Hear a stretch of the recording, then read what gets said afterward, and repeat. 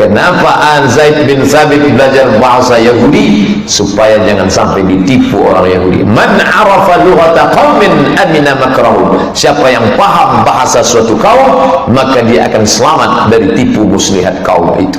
Sekarang tidak lagi bahasa Yahudi. Bahasa apa yang perlu kita dalami? Mandarin. Supaya kita jangan sampai ditipu mereka. Apa-apa dia tipu kita. Dari mulai harga sendal pun dia tipu. Tahu apa, lihat dia ngomong gak connect sama sekali. Ya cincai lah. Apa dia bicarakan? Anak saya Pak Ustaz, bahasa Mandarinnya mantap, bahasa Inggrisnya oke, bahasa Jepangnya tak diragukan, bahasa Arabnya itulah Pak Ustaz. Bahasa Arab intinya. Tadi kita sholat pakai bahasa Arab, Allahu Akbar, tidak ada satupun yang berbahasa lain. Sampai ada kalau yang bukan bahasa Arab batal sholatnya. Mana ada orang kita sholat pakai bahasa asing. Inna sholati, my praying, wa mahyaya, my life, wa mamati, my die, lillahi ta'ala, for you, oh my God. Ada, kita mesti pakai bahasa Arab. Bahasa Arab, bahasa pemersatu kita. Mau dari Turki sana, mau dari Maroko di barat, mau dari Asia Tenggara, maka semua sampai di Masjidil Haram sama. Bismillahirrahmanirrahim. Alhamdulillahi Rabbil Alamin. Ar-Rahmanirrahim. Maliki Yaumiddin. Semuanya mengerti dan paham. Sebagiannya melafalkan niat, ya nggak apa-apa. Yang penting sholatnya kan sepakat kita, mau NU, mau Perti, mau Persis, mau Muhammadiyah, mau FPI, mau Hizbut Tahrir, mau apapun ormasnya, sepakat bahwa sholat subuh itu wajib. Coba tunjukkan ke saya mazhab apa yang mengatakan sholat subuh sunnah. Nggak ada.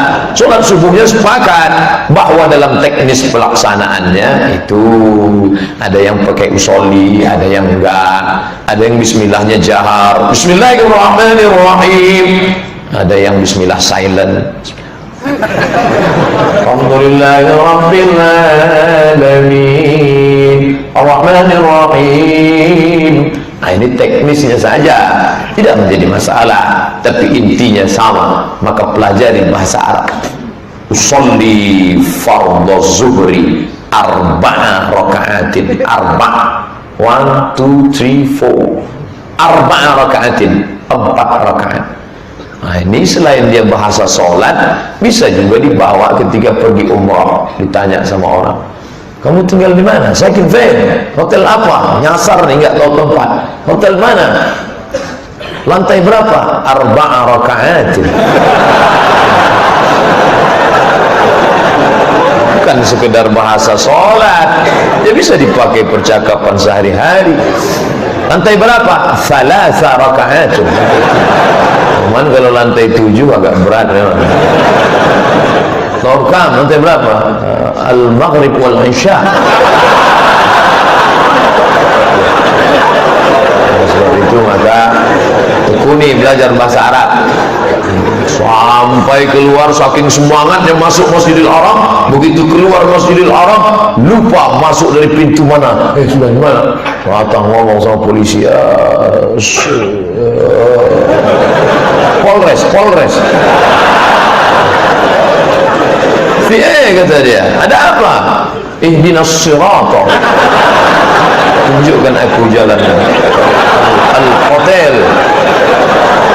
Jangan sangka bahasa itu hanya dipakai dalam sholat saja, ibadah saja. Bahasa Arab termasuk satu di antara 5 bahasa yang dipakai di United Nations, PBB, Persatuan Bangsa-Bangsa. Jadi jangan sampai anak-anak kita tidak mengerti. Anak-anak muda, ketika muda inilah isikan semua program-program. Bahasanya mantap, badannya sehat. Tak terjangkau tinggi pekertimu, tidak terganggu.